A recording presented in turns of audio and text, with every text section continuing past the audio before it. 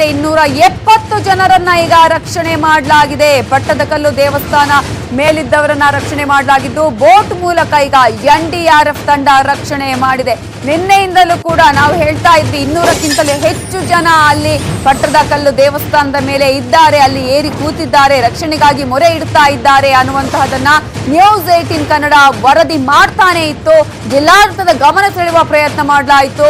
ಜೊತೆಗೆ helicopter ಮೂಲಕವಾದರೂ at least ಅವರನ್ನ ರಕ್ಷಣೆ ಮಾಡಿ ಅಂತ ಹೇಳಿ ನ್ಯೂಸ್ 18 ಕನ್ನಡ ನಿನ್ನೆಯಿಂದಲೂ ಕೂಡ ವಿಚಾರವನ್ನ ಈ ಒಂದು ಸುದ್ದಿಯನ್ನ ಪ್ರಸಾರ ಮಾಡ್ತಾ ಇತ್ತು. ಈಗ ಜೀವ ರಕ್ಷಣೆಗಾಗಿ ಪಟ್ಟದಕಲ್ಲು ದೇಗುಲವನ್ನ ಏರಿದಂತಹ ಜನರನ್ನ ರಕ್ಷಣೆ ಮಾಡಲಾಗಿದೆ. ನ್ಯೂಸ್ 18 ಕನ್ನಡ ನಿನ್ನೆಯಿಂದಲೂ ಈ ವಿಚಾರದ ಕುರಿತು ವರದಿಯನ್ನ ಮಾಡಿತ್ತು.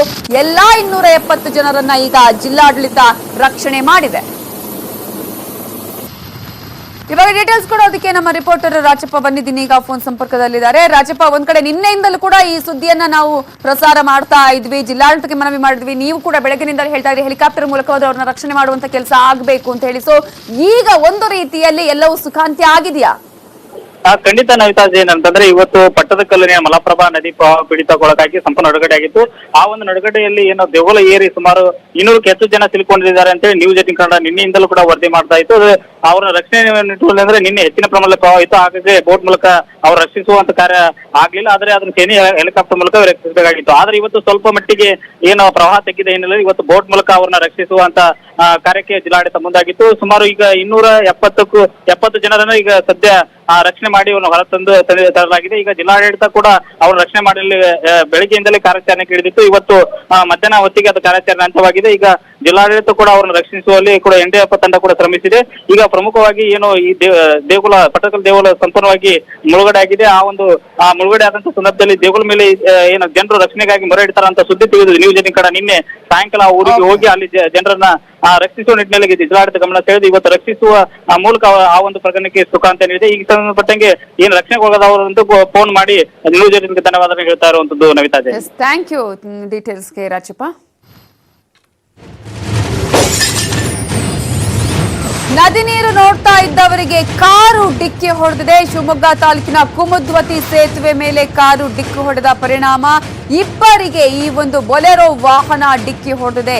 ಇಬ್ಬರಲ್ಲಿ ಓರ್ವ ನೀರು ಪಾಲಾಗಿದ್ದಾನೆ, ಮತ್ತೊಬ್ಬನನ್ನ ರಕ್ಷಣೆ ಮಾಡಲಾಗಿದೆ. ಕುಂಸಿ ಗ್ರಾಮದ ಅಮರ್ನಾಥ್ ಕೊಚ್ಚಿ ಹೋದ ವ್ಯಕ್ತಿಯಾಗಿದ್ದು ಕುಂಸಿಯ ನಾಗರಾಜನ್ನ ಪೊಲೀಸರು ರಕ್ಷಣೆ ಮಾಡಿದ್ದಾರೆ. ನೋಡಿ ಯಾವ ರೀತಿಯಾದಂತಹ ಒಂದು ಪರಿಣಾಮಗಳು ಆಗ್ತಾ ಇದೆ ಅನ್ನೋದನ್ನ. ಒಂದು ಕಡೆ ಎಲ್ಲೂ ಕೂಡ ಹೊರಗೆ ಬರಬೇಡಿ ನೀವು, ಒಂದು ರೀತಿಯಲ್ಲಿ ಈಗಾಗಲೇ ಆತಂಕದ ವಾತಾವರಣ ಇದೆ, ಪ್ರವಾಹ ಇದೆ, ಎಲ್ಲೂ ಕೂಡ ಹೊರಗೆ ಹೋದ್ರೆ ಸಾಕಷ್ಟು ಸಮಸ್ಯೆ ಆಗುತ್ತೆ ಅಂತ ಹೇಳಿದ್ರು ಕೂಡ ಮತ್ತೆ ನದಿ ನೀರು ನೋಡಬೇಕು ಅಂತ ಹೇಳಿ ಹೋದವರು ಈಗ ಒಬ್ಬ ನೀರು ಪಾಲಾಗಿರುವ ಘಟನೆ ನಡೆದಿದೆ. ಆ ಸಂದರ್ಭದಲ್ಲಿ ಅಲ್ಲಿ ಬಂದಂತಹ ಬೊಲೆರೋ ವಾಹನ ಡಿಕ್ಕಿ ಹೊಡೆದ ಕಾರಣಕ್ಕಾಗಿ ಒಬ್ಬ ನೀರು ಪಾಲಾಗಿದ್ದಾರೆ. ಇಬ್ಬರಿಗೆ ಡಿಕ್ಕಿ ಹೊಡೆದಿತ್ತು ಬೊಲೆರೋ ವಾಹನ, ಇಬ್ಬರಲ್ಲಿ ಓರ್ವ ನೀರು ಪಾಲಾಗಿದ್ದು ಮತ್ತೊಬ್ಬರನ್ನು ಈಗ ರಕ್ಷಣೆ ಮಾಡಿದ್ದಾರೆ ಪೊಲೀಸರು. ಕುಂಸಿ ಗ್ರಾಮದ ಅಮರ್ನಾಥ್ ಅನ್ನುವ ವ್ಯಕ್ತಿ ಕೊಚ್ಚಿ ಹೋದಂತಹ ವ್ಯಕ್ತಿಯಾಗಿದ್ದು ಕುಂಸಿಯ ನಾಗರಾಜ್ನನ್ನ ಪೊಲೀಸರು ರಕ್ಷಣೆ ಮಾಡಿದ್ದಾರೆ. ಈ ಸಂಬಂಧ ಕುಂಸಿ ಠಾಣೆಯ ಪೊಲೀಸ್ ಸಿಬ್ಬಂದಿಯ ಸಮಯ ಪ್ರಜ್ಞೆಯಿಂದ ಓರ್ವನನ್ನ ರಕ್ಷಣೆ ಮಾಡಲಾಗಿದೆ. ಕುಂಸಿ ಠಾಣೆಯ ಸಿಬ್ಬಂದಿ ಶಿವಕುಮಾರ್ ಹಾಗೆಯೇ ನವೀನ್ ಸಮಯ ಪ್ರಜ್ಞೆ ಮೆರೆದು ಓರ್ವನನ್ನ ರಕ್ಷಿಸಿದ್ದಾರೆ. ನೀರು ಪಾಲದ ಅಮರ್ನಾಥ್ಗಾಗಿ ಶೋಧ ಇನ್ನೂ ಕೂಡ ಮುಂದುವರೆದಿದ್ದು 4 ದಿನಗಳ ಮಳೆಯಿಂದಾಗಿ ಕುಮುದ್ವತಿ ನದಿ ಉಕ್ಕಿ ಹರಿತಾ ಇದೆ.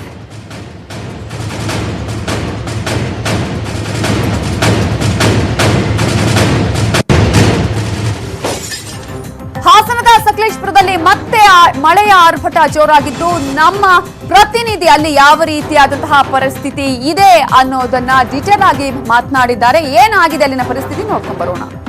ಮಳೆಗೆ ಹಾಸನ ಜಿಲ್ಲೆಯ ಜನಜೀವನ ಸಂಪೂರ್ಣವಾಗಿ ದುಸ್ಥಿತಿಗೆ ತಲುಪಿರುವಂತಹದ್ದು. ಏನು ಚಿಕ್ಕಮಗಳೂರು, ಮೂಡಿಗೆರೆ ಮತ್ತು ಸಕಲೇಶಪುರದಲ್ಲಿ ಅತಿ ಹೆಚ್ಚು ಮಳೆ ಆದ್ರಿಂದ ಹೇಮಾವತಿ ನದಿಗೆ 1 ಲಕ್ಷಕ್ಕೂ ಹೆಚ್ಚು ಅಧಿಕ ಕ್ಯೂಸೆಕ್ ನೀರು ಬರ್ತಾ ಇದೆ. ಜೊತೆಗೆ ಸಕಲೇಶಪುರದ ಆಜಾದ್ ನಗರದಲ್ಲಿ ಸಂಪೂರ್ಣವಾಗಿ ನೀರ್ಮಯ ಆಗಿದೆ. ನಾನೀಗ ಆಜಾದ್ ನಗರದಲ್ಲಿದ್ದೇನೆ. ನಾನು ಎಡಭಾಗದಲ್ಲಿ ನೋಡಬಹುದು ಸಂಪೂರ್ಣವಾಗಿ ಮನೆ ಮುಂಗಟ್ಟುಗಳೆಲ್ಲ ಸುಮಾರು 16 ಅಡಿ ನೀರು ತುಂಬಿರುವಂತದನ್ನ ನಾವು ನೋಡಬಹುದು. ಮನೆಗಳು ಸುಮಾರು ಅರ್ಧಕ್ಕೂ ಹೆಚ್ಚು ಭಾಗ ಸಂಪೂರ್ಣವಾಗಿ ಜಲಾವೃತವಾಗಿವೆ. ಮನೆ ಮುಂಭಾಗ ಇದ್ದಂತಹ ವಾಹನಗಳ, ಆಟೋಗಳು, ಬಸ್ಗಳು ಎಲ್ಲವೂ ಕೂಡ ಸಂಪೂರ್ಣವಾಗಿ ನೀರ್ಮಯ ಆಗಿರುವಂತದನ್ನ ನಾವು ನೋಡಬಹುದು. ಏನು ಮಲೆನಾಡು ಭಾಗದಲ್ಲಿ ಅತಿ ಹೆಚ್ಚು ಮಳೆ ಆದ್ರಿಂದ ಇವರ ಏನು ಇಲ್ಲಿನ ಜನರ ಸ್ಥಿತಿ ಶೋಚನೀಯವಾಗಿದೆ. ಒಂದು ಬಸ್ ಕೂಡ ಸಂಪೂರ್ಣವಾಗಿ ಮುಳುಗಿರುವಂತಹ ದೃಶ್ಯವನ್ನ ನಾವು ನೋಡಬಹುದು. ಜೊತೆಗೆ ಒಂದು ಹೊಸ ಕಟ್ಟಡವನ್ನ ಕಟ್ಟಿದ್ದಾರೆ.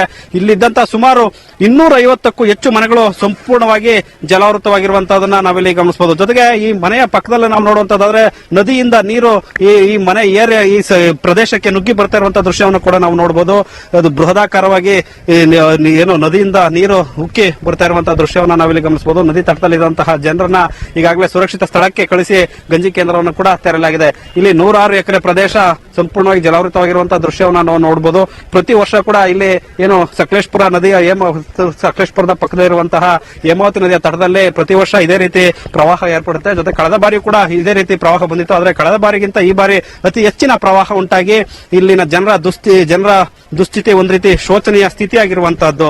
ಅಂದ್ರೆ ಎಲ್ಲ ಇಲ್ಲಿದ್ದ ಮನೆಯಲ್ಲಿದ್ದಂತಹ ಮನೆ ಮಠವನ್ನ ಕಳ್ಕೊಂಡಿದ್ದಾರೆ. ಜೊತೆಗೆ ಮನೆ ಸಾಮಾನುಗಳನ್ನ ಇಲ್ಲೇ ಬಿಟ್ಟು ಅವರು ತಮ್ಮ ಜೀವನ ರಕ್ಷಣೆ ಮಾಡ್ಕೊಳ್ಬೇಕು ಅನ್ನುವಂತಹ ಸ್ಥಿತಿಗೆ ಬಂದು ಬೇರೆ ಕಡೆ ಗಂಜಿ ಕೇಂದ್ರಗಳಿಗೆ ವಯೋವೃದ್ಧರು ಮಕ್ಕಳು ಎಲ್ಲರನ್ನೂ ಕೂಡ ಅಲ್ಲಿಗೆ ಸ್ಥಳಾಂತರನ ಮಾಡಲಾಗಿದೆ. ಅವರಿಗೆ ಅಲ್ಲಿ ಗಂಜಿ ಕೇಂದ್ರದಲ್ಲಿ ಸದ್ಯಕ್ಕೆ ವ್ಯವಸ್ಥೆಯನ್ನ ಮಾಡಲಾಗಿದೆ. ಆದ್ರೆ ಹಾಸನ ಜಿಲ್ಲಾಡಳಿತ ಪದೇ ಕಳೆದ 16 ವರ್ಷಗಳಿಂದ ಈ ರೀತಿ ತಡೆಗೋಡೆ ನಿರ್ಮಿಸದೆ ಪ್ರವಾಹ ಉಂಟಾಗ್ತಿರೋದ್ರಿಂದ ತಡೆಗೋಡೆಯನ್ನ ನಿರ್ಮಿಸಬೇಕು ಅಂತ ಹಿಂದೆ ಕೂಡ ಒತ್ತಾಯ ಮಾಡಿದ್ರು. ಜೊತೆಗೆ ಹಲವು ಬಾರಿ ಪ್ರತಿಭಟನೆಯನ್ನು ಮಾಡಿದ್ರು. ಪ್ರಮುಖ ಕಾರಣ ಈ ತಡೆಗೋಡೆ ನಿರ್ಮಿಸಿದಂತ ಕಾರಣ ಇಲ್ಲಿ ನೀರು ತುಂಬಿ ಇಡೀ ಸಕಲೇಶಪುರದ ಅರ್ಧ ನಗರ ಜಲಾವೃತವಾಗಿರುವಂತದ್ದು. ಈಗಲಾದ್ರೂ ಕೂಡ ಹಾಸನ ಜಿಲ್ಲಾಡಳಿತ ಎಚ್ಚೆತ್ತು ಇಲ್ಲಿ ತಡೆಗೋಡೆ ನಿರ್ಮಾಣವನ್ನ ಮಾಡಬೇಕಿದೆ. ಕ್ಯಾಮರಾ ಪರ್ಸನ್ ಅಂಬಿಕಾ ಪ್ರಸಾದ್ ಜೊತೆ ಅಶೋಕ್, ನ್ಯೂಸ್ 18 ಕನ್ನಡ, ಹಾಸನ.